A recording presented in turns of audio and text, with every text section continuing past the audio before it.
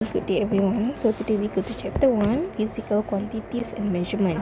So here we have three subtopics. The first one is dimensions of physical quantities, 1.2 is scalars and vector, and 1.3 is significant figures and uncertainties analysis. Alright, we go to the outcome for these topics.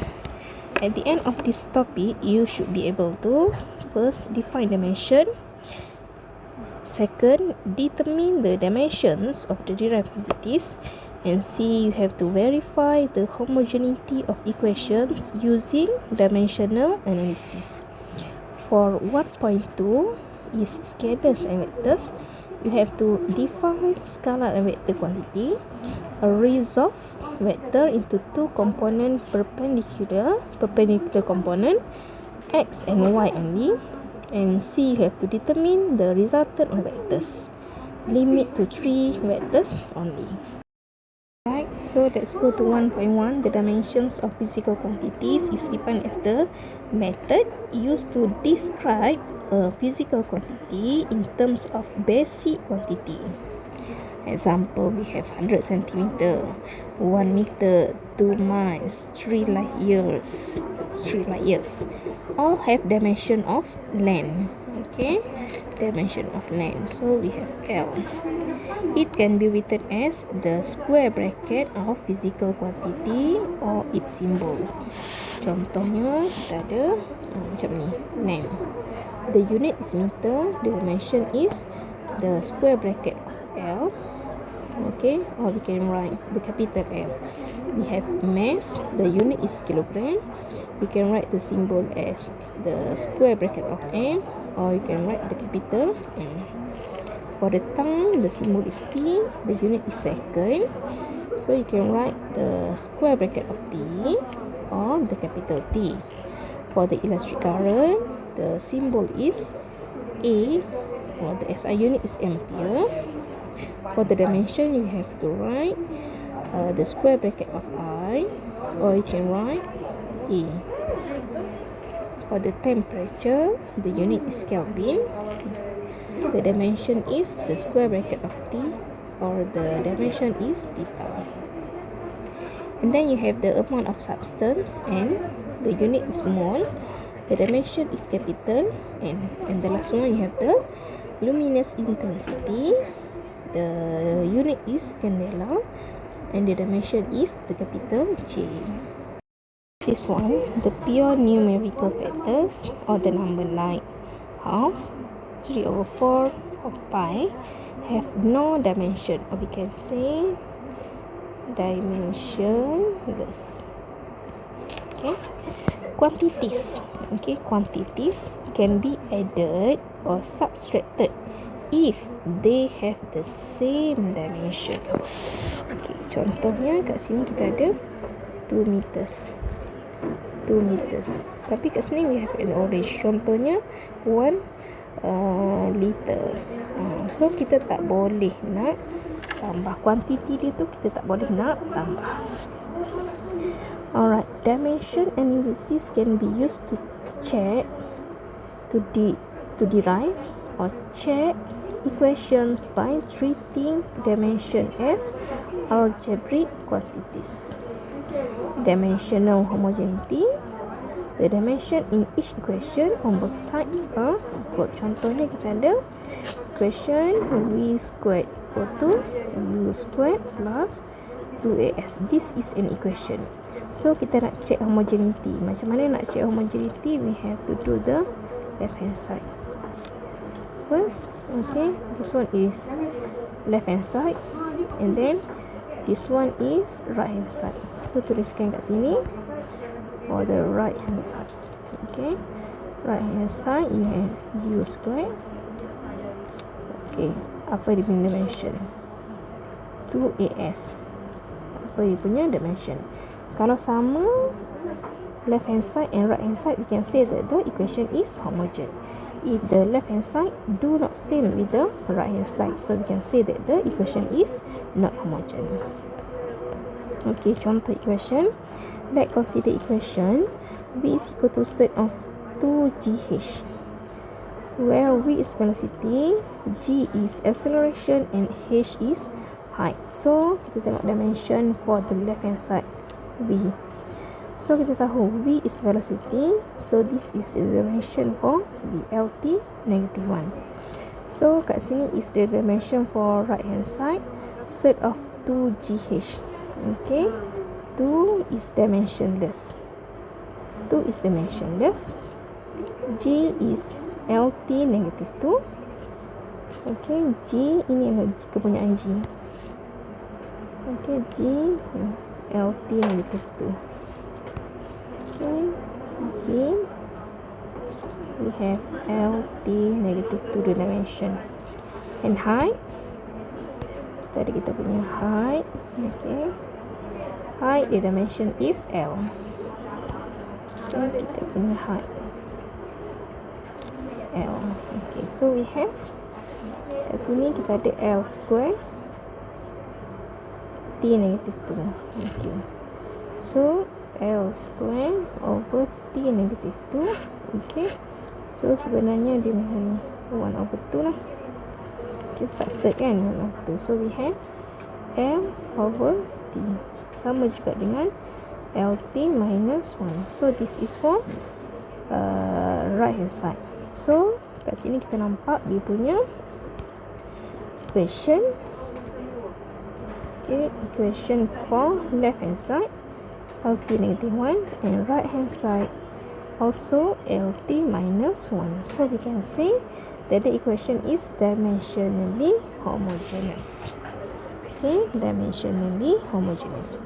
Okay, contoh contoh lagi kita dapatkan kita punya contoh kita dapatkan share. Okay, dekat sini contoh. Okay, mana tadi? Sorry.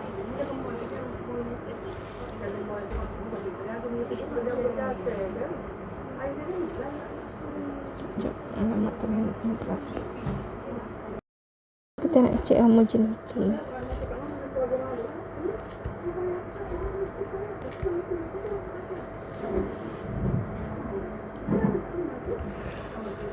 T is equal to 2 pi set of M over K. So contoh kat sini T is period, M is mass, K adalah kita punya spring constant. Okay, alright, so kita nak check homogeneity kan. Kita nak hilangkan set, so kita square kan semua. Equal to 4 pi square M over K. So kita nak check homogeneity left hand side dulu. Kita ada T square. T square is T square lah kita punya dimension. Okay, kita ada right hand side. Right hand side is 4 pi square M over K. Okay, this one is dimensionless. M K. K ni adalah kita punya spring constant, ingat. K ni spring constant, so kita ingat F is equal to Kx.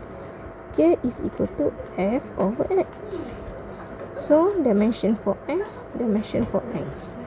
F kita tahu sama dengan MA. So M L T -2 over X is L. So kita ada M T -2.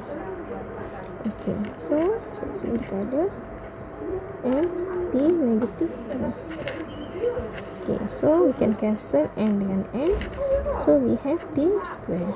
So because left hand side T square, right hand side also T square. So kita tahu kat sini because left hand side is equal to right hand side, left hand side equal to right hand side. So the equation is homogeneous. Okay.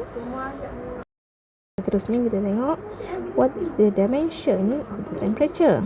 Okay, which one dimension for temperature is theta. K ni sebenarnya nak bagi tahu Kelvin. Kelvin dia punya SI unit. Ini degree Celsius. Inilah kita punya simbol. Inilah kita punya dimension.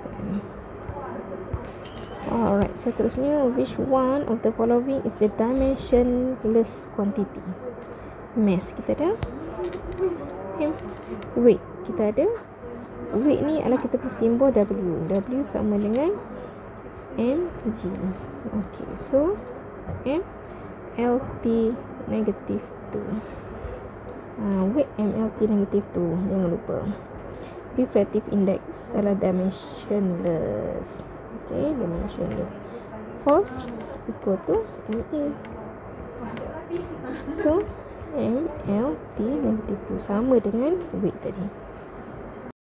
Scalars and vectors 1.2. Scalars and vectors, it is divided into two, which is the scalar quantities and the vector quantities.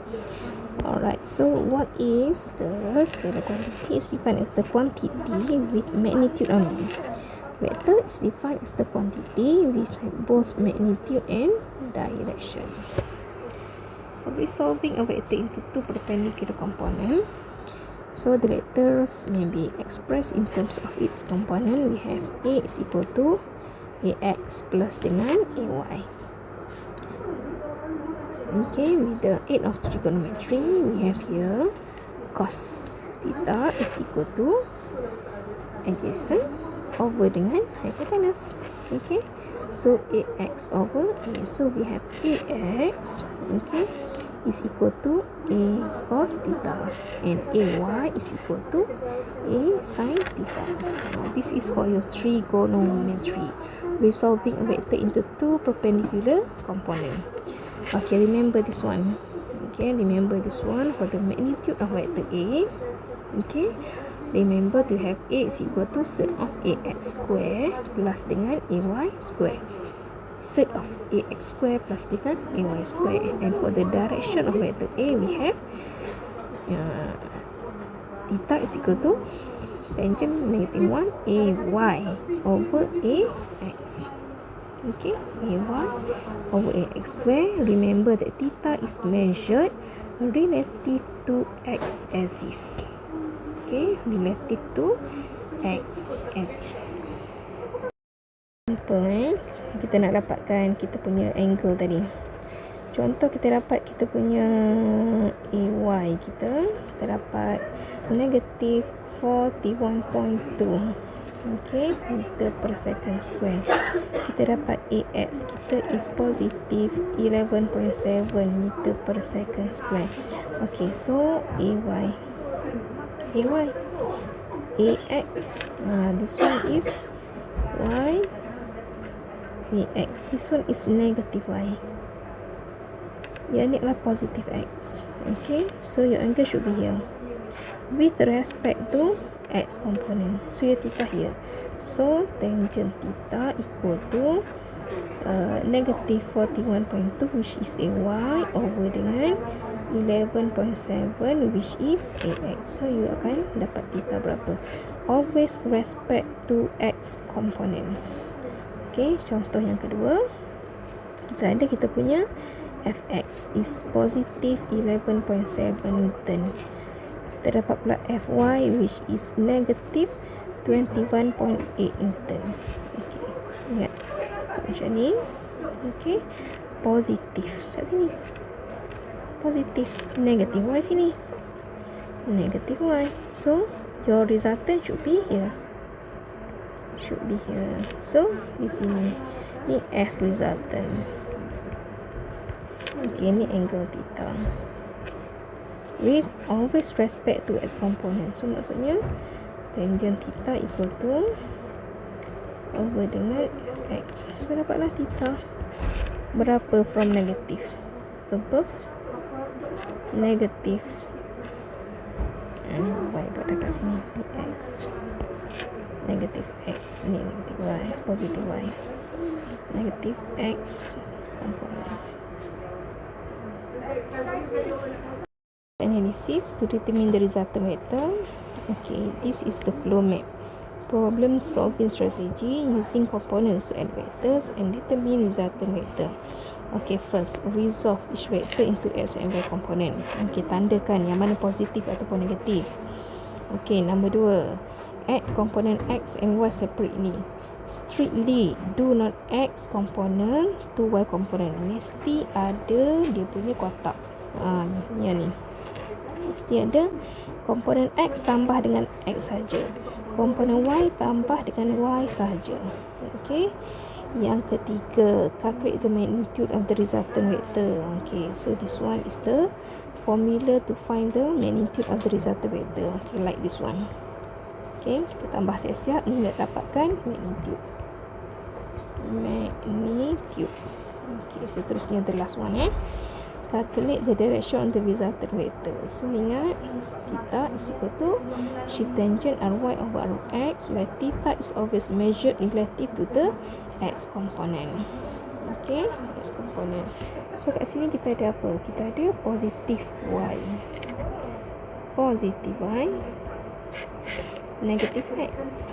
Okay, so here is your resultant with respect to x component. So ini adalah 80.6 degree above negative x axis. Okay, number 5, visualize the total component x and y, resultant vector and the direction. Okay, question number 1. State the x component in the following vector in the xy plane. Okay, so kita akan dapat kat sini for x component kan fx. So mestilah 10 cos 45 lah.